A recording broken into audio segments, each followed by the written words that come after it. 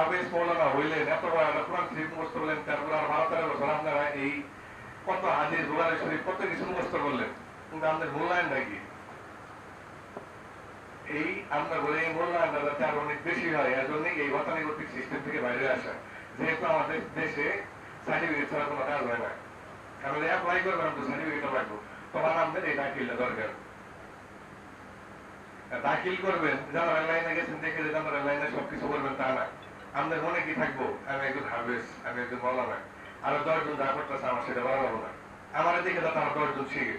উপস্থিত সম্মানিত উপস্থিতি, বিশেষ করে আমাদের মাঝে উপস্থিত বিলটিয়া কামিল মাদ্রাসার সম্মানিত প্রিন্সিপাল, এছাড়াও আরো যারা উপস্থিত আছেন এবং আমার প্রাণপ্রিয় ছাত্র ভাইয়েরা, আসসালামু আলাইকুম। বিশেষভাবে ধন্যবাদ জানাই আজকে যাদের জন্য এই অনুষ্ঠান, দাখিল পরীক্ষায় যারা উত্তীর্ণ হয়েছে তাদেরকে আন্তরিকভাবে শুভেচ্ছা ও অভিনন্দন আমার পক্ষ থেকে আমার বক্তব্য শুরুতেই, এবং বিশেষ করে শ্রদ্ধা এবং ভালোবাসা যারা আপনাদের পিছনে মেহনত করেছেন, উক্ত মাদ্রাসার সম্মানিত মুহতামিম সাহেব সহ আরো যারা সহযোগী এবং সহকারী শিক্ষক মন্ডলী আছেন সবাইকে। যারা আমরা কওমি আর আলিয়া এটা নিয়ে আজকে নতুন যে আলোচনা হয়েছে তা না, শুরু থেকে এটা নিয়ে আমাদের সারা বাংলাদেশ সারা বিশ্বব্যাপী এটা নিয়ে আলোচনা। যেমন আমরা যদি আফ্রিকা মহাদেশ আমরা সবাই জানি গিনিগ্রুপ দেশ, আফ্রিকা বলেন, সোমালিয়া বলেন, ওই সমস্ত দেশে আজকে আমরা জেনারেল লাইনে শিক্ষিত হয়ে গেলে আগে প্রথমে কম্পালসারি হাফেজ হতে হয়। হাফেজ হওয়ার পরে আপনি যে শিক্ষা ইঞ্জিনিয়ার হন, ডাক্তার হন, আপনার এটা করতে হবে। যেমন আমাদের বাংলাদেশেও আছে, আমার যে বন্ধু আছে ইঞ্জিনিয়ার, ওনাদের ভার্সিটিতে আফ্রিকার 3-4টা ব্লগন ছিল, ওনারা জমা করে আসছিল, আমার বাসায় আসছে, আমার বাসায় খাওয়া দাওয়া করছে, সবাই হাফেজ, কিন্তু সবাই তখন সেকেন্ড ইয়ারে পড়তো ইঞ্জিনিয়ারিং সেক্টরে। আমাদের যে মূল উদ্দেশ্য আজকে এই আলিয়া নিয়ে, আমাদের মূল উদ্দেশ্য হচ্ছে সবাই ম্যাক্সিমাম হেফজ শেষ করার পরেই এই মাওলানাতে আসে ম্যাক্সিমাম। বর্তমানে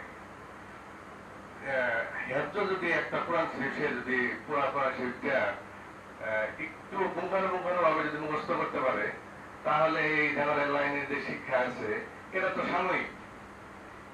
এই ক্লাস 5 এর যে লেখাপড়া করে এটা কি 10 এ উঠলে আর থাকে, ওইটা থাকে না। এসএসসিতে যেটা পড়ে ওইটা দেখা গেল পরবর্তী 2 বছর গেলে ওটা মনেই থাকে না, মূল্যায়ন থাকে না, মনেও থাকে না। কিন্তু কোরআন শরীফ সারা জীবন মনে রাখতে পারেন আপনারা।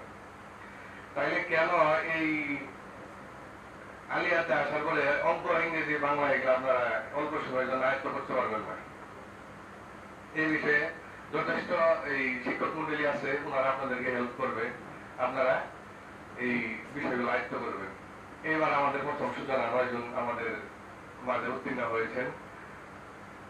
পরবর্তীতে যাদের বয়স আছে, তাদের সাথে একটু আগে আমার কথা হয়েছে, যাদের বয়স আছে পরিবারের দিক থেকে হোক, যে দিক থেকে অনুমতি মানে নেওয়া লাগে, আমাদের মধ্যে সবটা আছে সর্বসময় সর্ব অবস্থাতে আপনাদের পাশে যারা আছে সবাই এই আলিয়াতে চেষ্টা করবেন এই দাখিল সার্টিফিকেট দেওয়ার জন্য। ইভেন পরবর্তী বছরে যারা এই করবেন, পরীক্ষা দিবেন, আজকে স্যার আসছে আমাদের মাঝে অনুষ্ঠানের পরে সবাই স্যারের সাথে দেখা করবেন।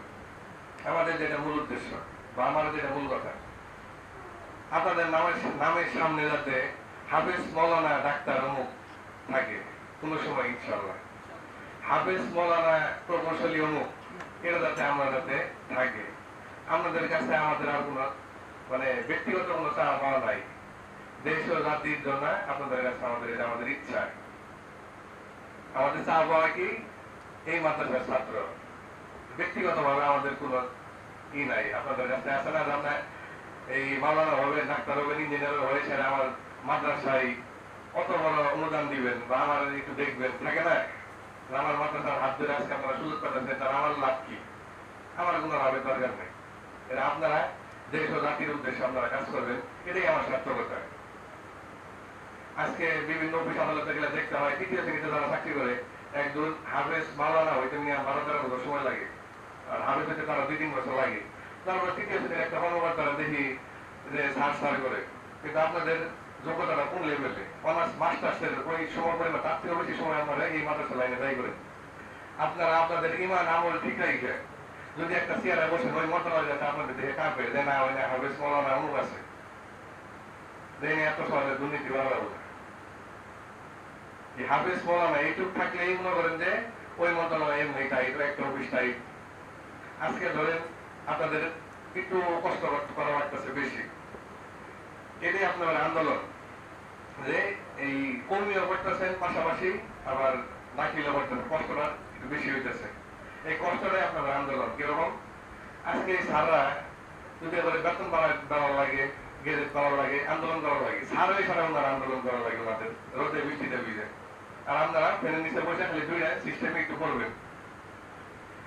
মানে বাচ্চা না গান দিলে জন্ম করেন যে মায়ের দুধ দেয় না, আর আপনারা যদি একটু পরিশ্রম না করেন তাহলে তো ওই যেটা গতানুগত থেকে এত জন্ম থেকে দেওয়া হয়ে আসতেছে, কি হবেন কিছু বললাম।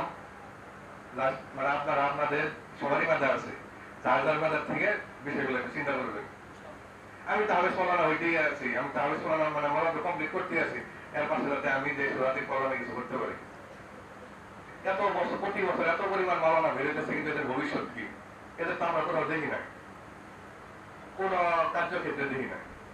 ওই আগে থেকে যে মানে সেক্টরে দেখতেছিলাম ওই মসজিদ মাদ্রাসায় খালি এইগুলা দিয়ে দেখতেছি। কিন্তু আপনাদের জাহান তো আল্লাহ তাআলা অনেক ভালো দিছে। আপনাদের কি উচিত না যে আপনাদের জাহান মেধা ইমান আমল দিয়ে মানে সবকিছু ঠিকঠাক করা? আপনারা কেন বিষয় থাকবেন? আমাদের জিতের মনের মধ্যে জিত থাকতে হবে যে বাবে পড়াইতে পড়ার লিগে হুজুরের দিকে পিড়াইতেছে, আমি খালি মালানা হইলাম, নামের সামনে গেলে কি হাফেজ মালানা থাকলো, কিন্তু পরবর্তীতে এটা নিয়ে কি মানে আপনার ভবিষ্যৎ প্ল্যানটা কি, ফিউচারটা কি? যাই হোক, অনেক রাত হয়ে গেছে। আপনাদের যারা এই বছর অংশগ্রহণ করছেন, ইয়ে করছেন, তাদেরকে আমি আবার উত্তীর্ণ হয়েছেন আবারও ধন্যবাদ জানাচ্ছি। পরবর্তী বছরের থেকে যারা পরীক্ষায় অংশগ্রহণ করবেন সবাই যথাযথ চেষ্টা করবেন, আর যাদের বয়স সীমা আছে সবাই অংশগ্রহণ করবেন, এটা আমার অনুরোধ আর কি। এই বলে আমি আমার বক্তব্য শেষ করছি। আসসালামু আলাইকুম। একজন আদর্শবান ও যুগ সচেতন মানুষ গঠনের প্রত্যয়